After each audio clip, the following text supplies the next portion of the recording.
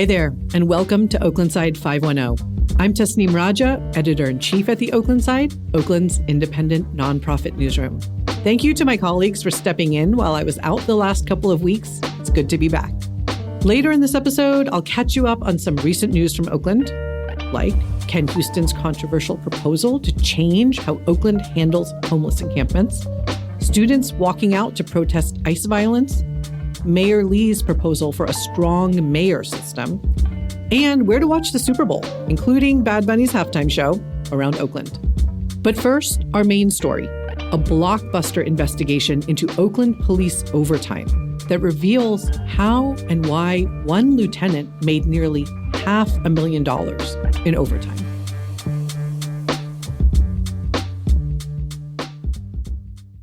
Okay, before all of that, a word from a local company that is supporting this podcast. This Oaklandside 510 episode is brought to you by, and I'm going to say a four-letter word here, people, Shitbag by Smolotov. These are dog waste bags that elevate political satire to an art form. Make every walk an act of resistance while keeping the streets clean with their premium, thick, smell-resistant dog waste bags. They give you a sanitary way to express your frustrations, and each bag looks even better when full of fresh dog droppings. Just look at them. You can't make this crap up, but nobody has to step in it. Find it online at smolotov.com. That is SMOLOTOV.com to get yours today.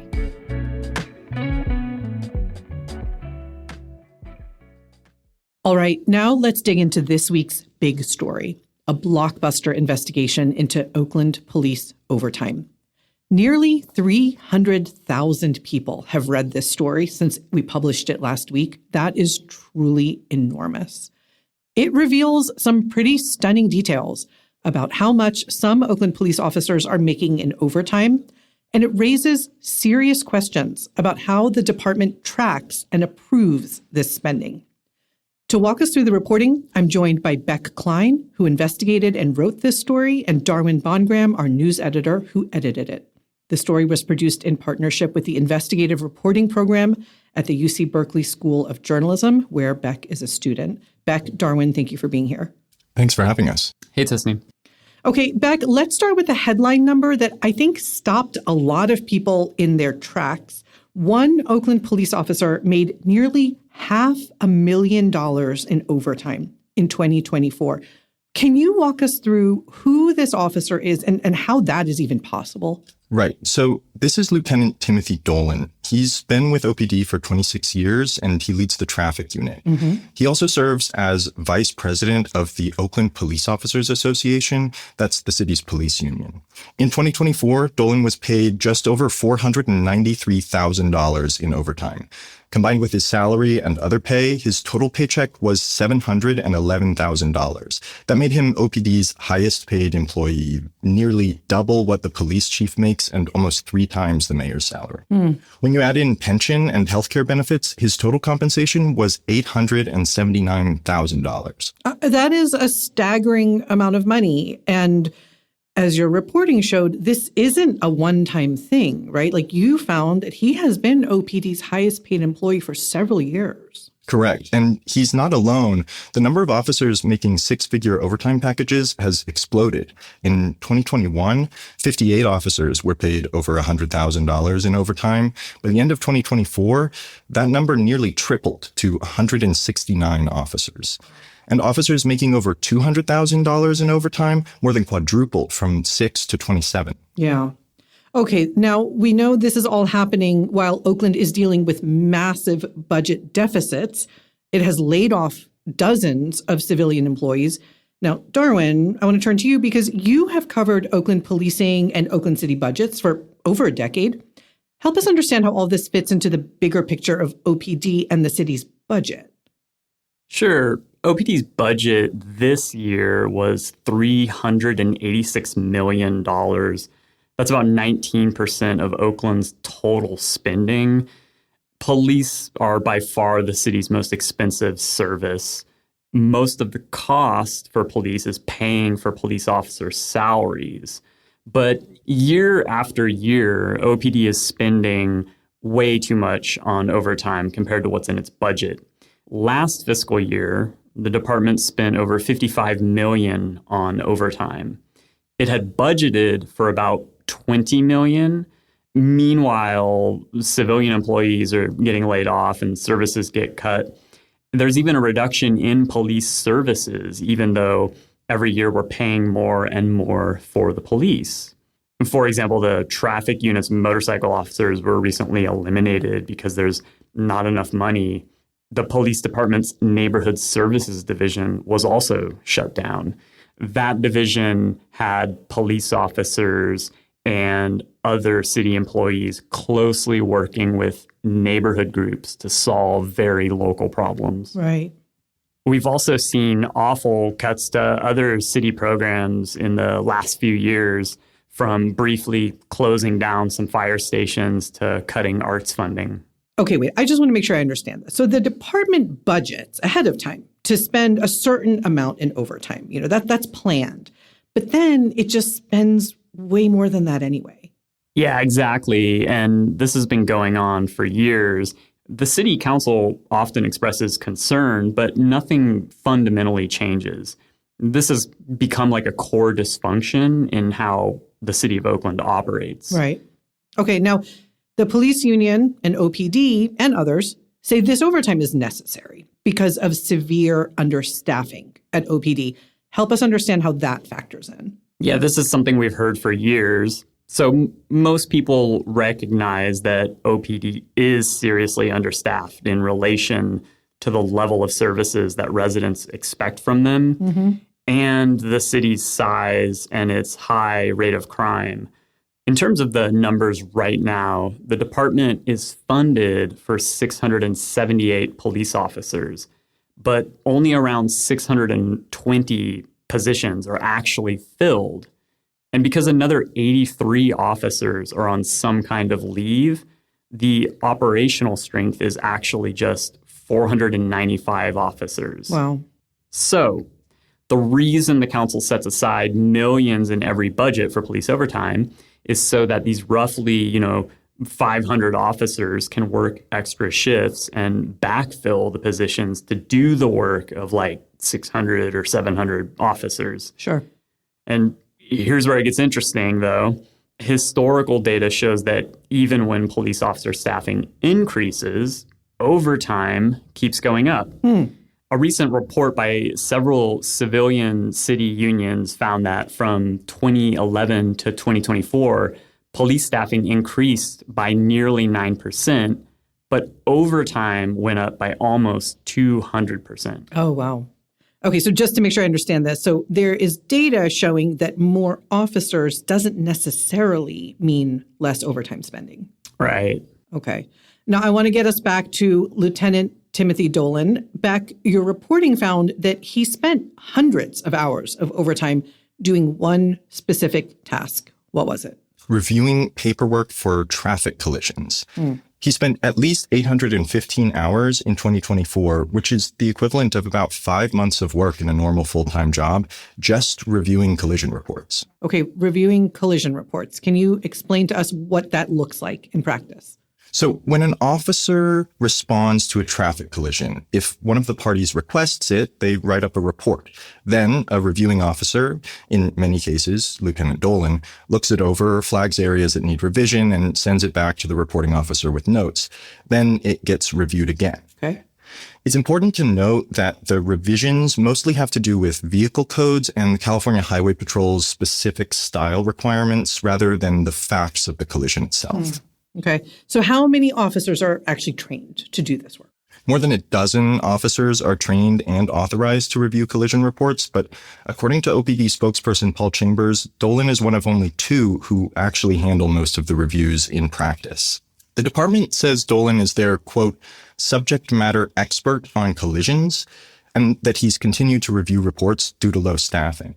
Okay, but spending 815 hours of overtime on this, I have to imagine that that's going to be particularly expensive because Dolan is highly ranked at OPD, right? Exactly. Dolan served as a sergeant in 2024, which gave him a base salary of about $163,000. That's near the top of OPD's salary scale.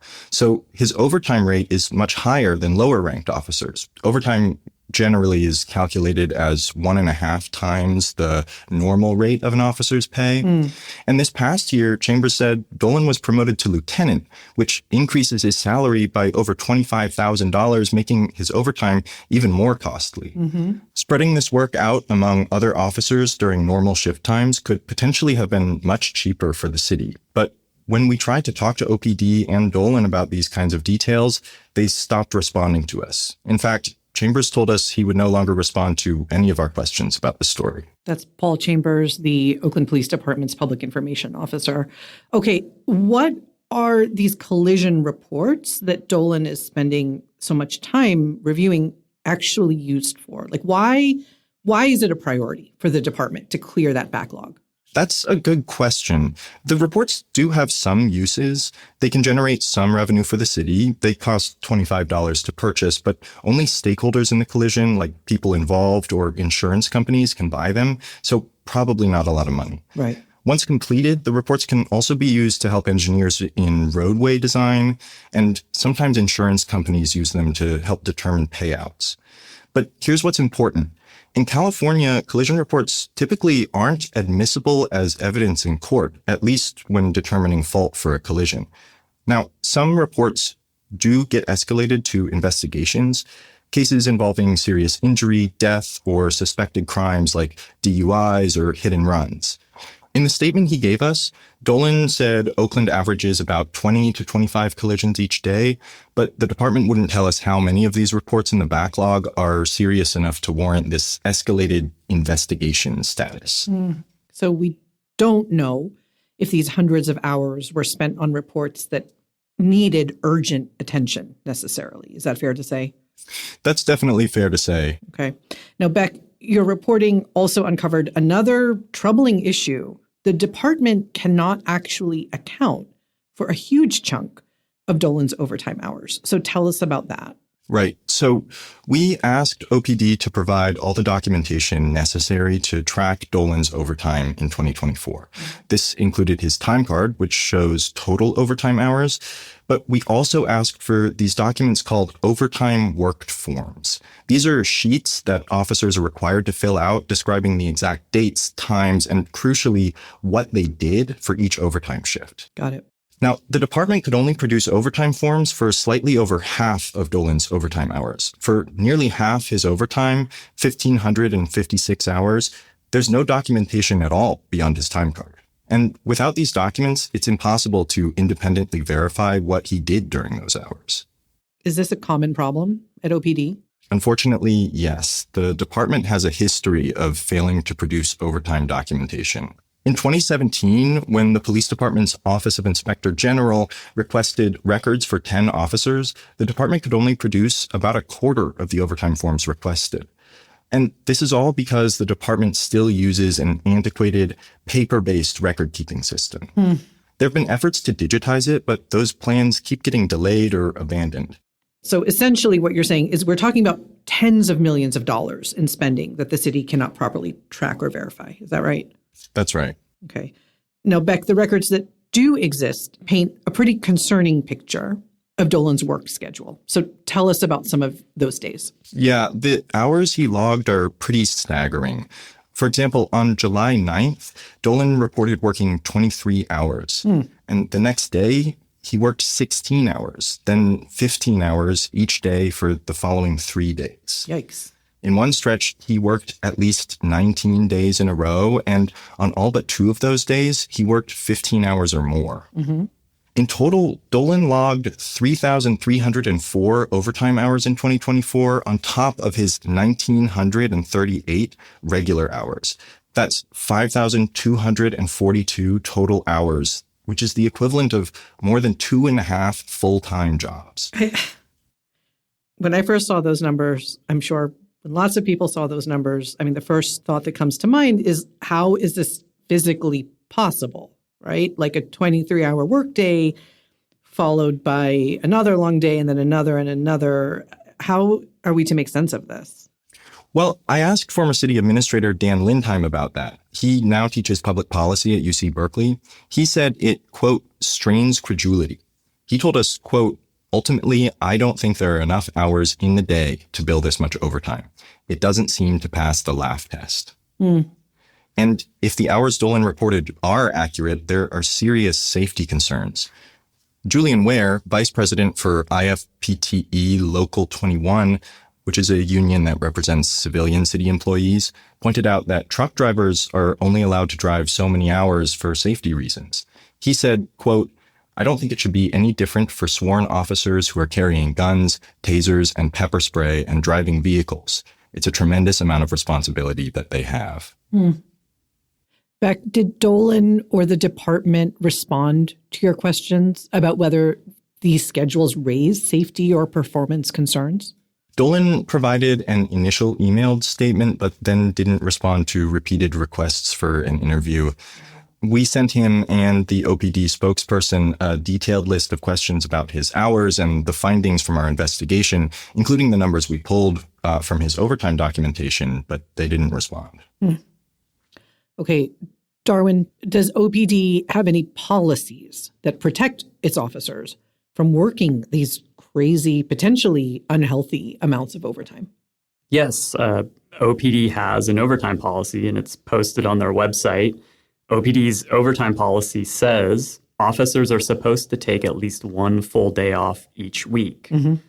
Officer wellness has been a big issue at OPD for decades, right? It can be a very stressful, even traumatizing job. Absolutely. Yeah, so the department has spent millions on services to help officers, like everything from counseling to alcohol treatment to peer support. Some of these officers' schedules are just alarmingly long and unceasing. In fact, OPD's overtime policy, it actually begins by saying, quote, overtime worked must be minimized, controlled, and used only as absolutely necessary. It says that because of the potential health impacts on officers working these super long hours. But the city auditor's office has identified thousands of violations of this policy in recent years. Dolan routinely exceeded the limitation. We asked the department whether he was authorized to work 19 consecutive days, often for 15 plus hours at a time. They didn't answer. Got it. Okay, Darwin, stepping back a little more, how does overtime approval actually work at OPD? So who approves these hours to begin with? The department's policy says officers have to get their supervisor's approval to work overtime, but then it lays out a bunch of cases in which this rule doesn't really apply. And that includes stuff like if finishing up a call for service, if a patrol officer, took a call from dispatch and ended up somewhere. It includes attending court to testify or responding to a subpoena.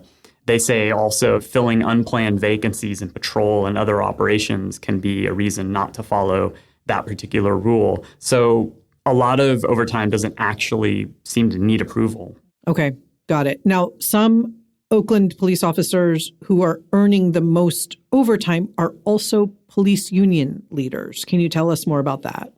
Right. Dolan, who made $493,000 in overtime, he's the vice president of the Oakland Police Officers Association. The police union. Yeah.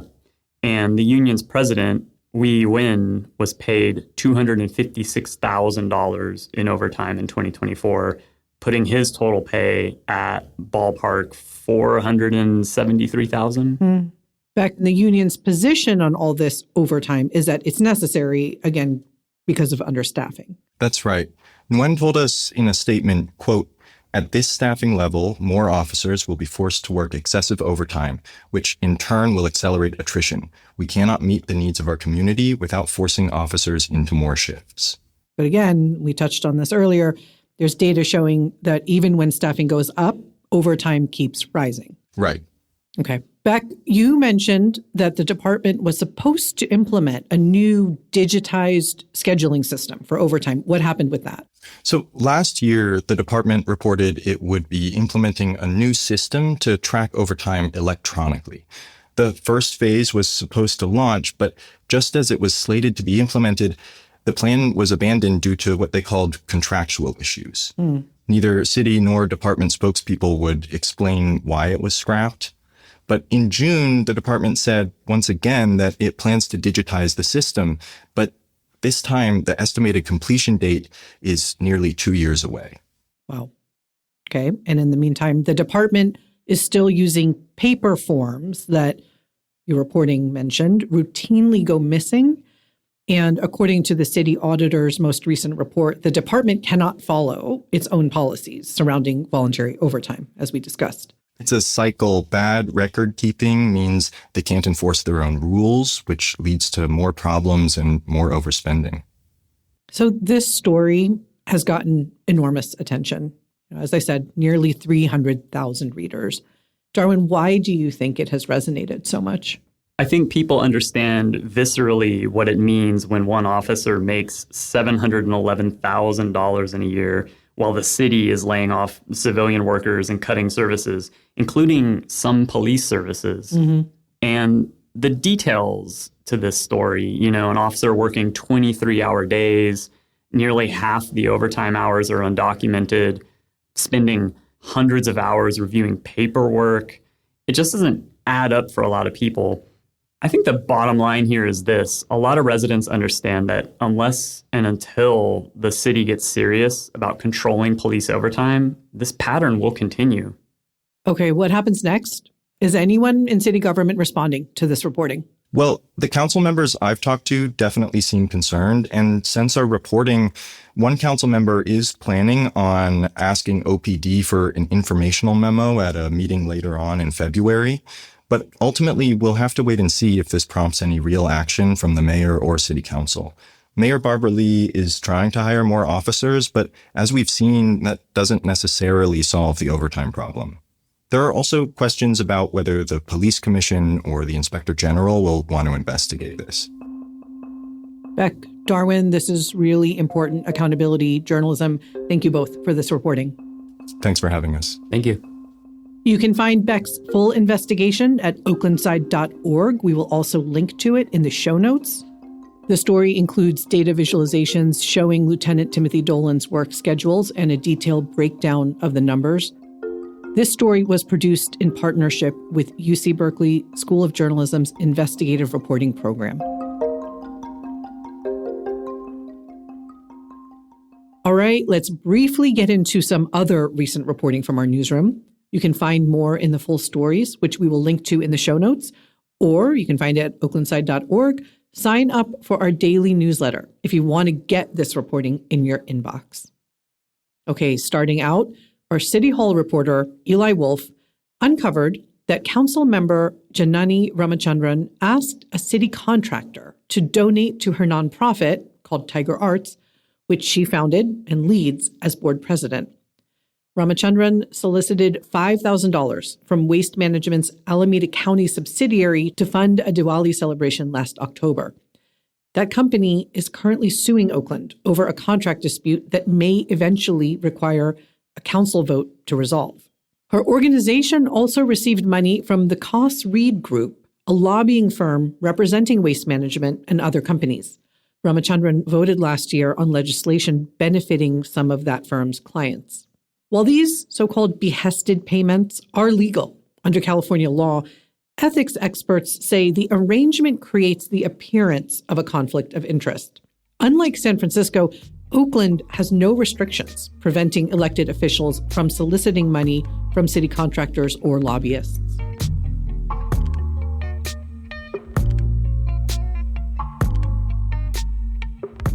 Sticking with City Council, Councilmember Ken Houston has been working on a controversial proposal to change how Oakland handles homeless encampments.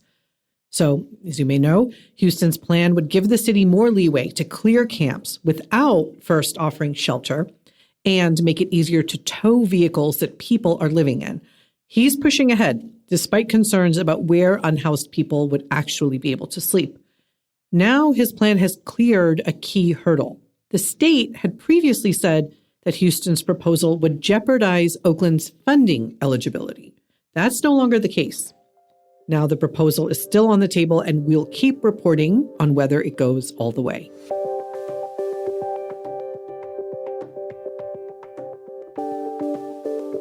Recently, Oakland teens and young adults gathered with Mayor Barbara Lee and other leaders to share ideas for combating sex trafficking.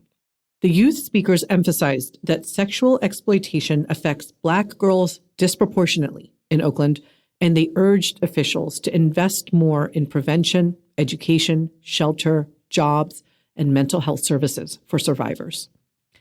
Meanwhile, City Council member Charlene Wong is offering legislation that would impose fines on people trying to purchase commercial sex. The city would then use this money to pay for services benefiting trafficking survivors.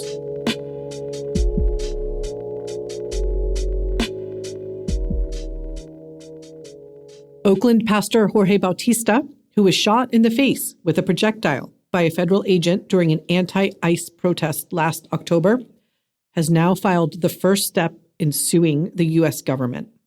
He's seeking $5 million in damages. His lawyer says the federal agent's actions were, quote, malicious, violent, intentional, and unjustifiable.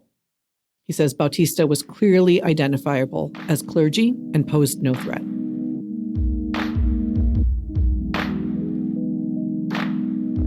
Next story, a task force convened by Mayor Barbara Lee is recommending that Oakland adopt a strong mayor system of government, giving the mayor significantly more executive power while also strengthening the city council's independence. The proposal would eliminate the at-large council seat and create a permanent budget analyst for the council. Voters would have the final say, likely in November.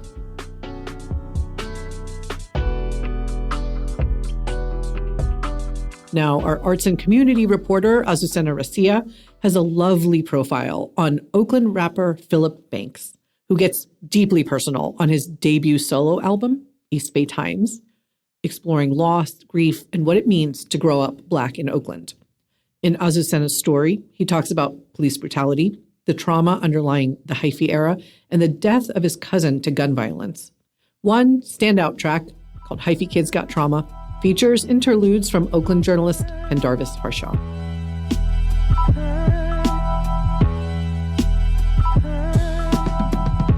Students from about a dozen Oakland schools walked out of class last Friday to protest ICE violence as part of a national day of action. Hundreds converged on Fruitvale Plaza, many carrying signs saying, among other things, "We are not aliens." Several Oakland businesses also participated by closing for the day, donating proceeds, or offering free services in solidarity.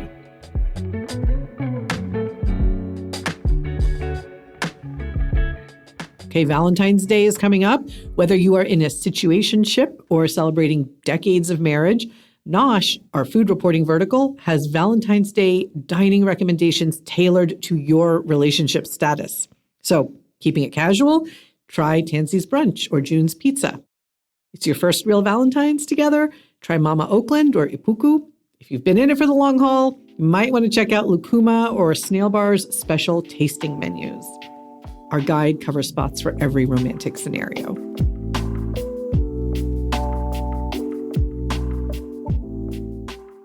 Finally, Super Bowl 60 is happening at Levi's Stadium, but the real buzz, at least here in Oakland, is about Bad Bunny's halftime show, especially after he just won 3 Grammys, including Album of the Year, and opened his speech by saying, quote, "Ice out." Oakland is hosting watch parties across town, from Eli's Mile High Club, which will be donating proceeds to deportation defense, to Crybaby with La Doña, where they'll be benefiting immigrant justice groups. And Green Day is performing the opening ceremony. All right, that is this week's episode of Oaklandside 510. You can find all the stories we talked about today at oaklandside.org. Sign up for our daily newsletter to get this reporting delivered straight to your inbox. If you haven't already, please subscribe to this podcast wherever you listen. Share it with your Oakland friends and neighbors. The more people listening, the more we're going to keep this show going. This episode was produced by Mark Nieto, edited by Darwin BondGraham, and hosted by me, Oaklandside Editor-in-Chief Tasneem Raja. On behalf of our entire newsroom, thank you for showing up for Oakland. We will see you next week.